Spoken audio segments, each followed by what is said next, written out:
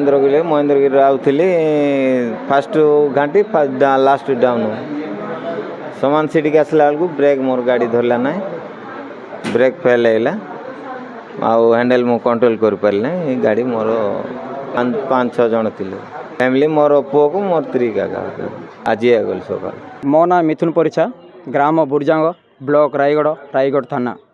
ଏଇ ଯେ ମହେନ୍ଦ୍ର ମେଳା 1ରୁ 9 ତାରିଖ ପର୍ଯ୍ୟନ୍ତ ଚାଲୁ ରହିଥିଲା। ଏଥିମଧ୍ୟରେ ଗଭର୍ଣ୍ଣମେଣ୍ଟ ଯେ କି ମନ୍ଦିରର କମିଟି ଅନ୍ତର୍ଯାମୀ ଗମାଙ୍ଗ ମନ୍ତ୍ରୀ ବିଭୂତ ବିଶେଷ ଜେନା 2 ଜଣ କହିଥିଲେ ଯେ ଲୋକଙ୍କୁ ସୁବିଧାରେ ଉପରକୁ ନେବା ପାଇଁ ଆଣିବା ପାଇଁ ବୋଲି କହିଥିଲେ, ଖାଦ୍ୟ ଦେବା ପାଇଁ କହିଥିଲେ। ଲୋକଙ୍କୁ ହାରାସମେଣ୍ଟ କରିକି ପାନିଶମେଣ୍ଟ ଟାଇପ୍ରେ ଦେବା ହେତୁ ଆସିଲା ଟାଇମ୍ରେ ଭୋକ ନାରାସରେ ଆସିବା ଟାଇମ୍ରେ ମୁହଁ ବୁଲେଇକି ଡ୍ରାଇଭରକୁ ସେନ୍ସଲେସ୍ ହେଇଗଲା ବା ଗାଡ଼ିର ବ୍ରେକ୍ ଧରି ପାରିଲେନି।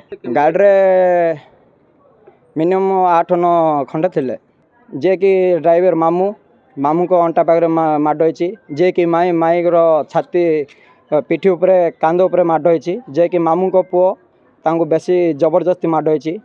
ମାମୁଁଙ୍କର ଝିଅ ରାଜିତା ତାଙ୍କୁ ମଧ୍ୟ ମାଡ଼ ହେଇଛି। ତାଙ୍କ ସହିତ ଆଉ 2ଟା ପିଲା ଯାଇଥିଲେ, 2ଟା ପିଲାଙ୍କୁ ମଧ୍ୟ ମାଡ଼ ହେଇଛି। କଇଁପୁରରୁ ପାଳାଖେଣ୍ଡି ଆମ୍ବୁଲାନ୍ସ ମଧ୍ୟ ଗଭର୍ଣ୍ଣମେଣ୍ଟ ଦେଇପାରିଲାନି, ତେଣୁକରି ଆମ ନିଜ ଗାଡ଼ିରେ ଆମେ ଧରିକି ଆସିଛୁ। ଆମ୍ବୁଲାନ୍ସକୁ ଫୋନ୍ କରାଯାଇଥିଲା 112କୁ, ଆସିପାରିଲାନି।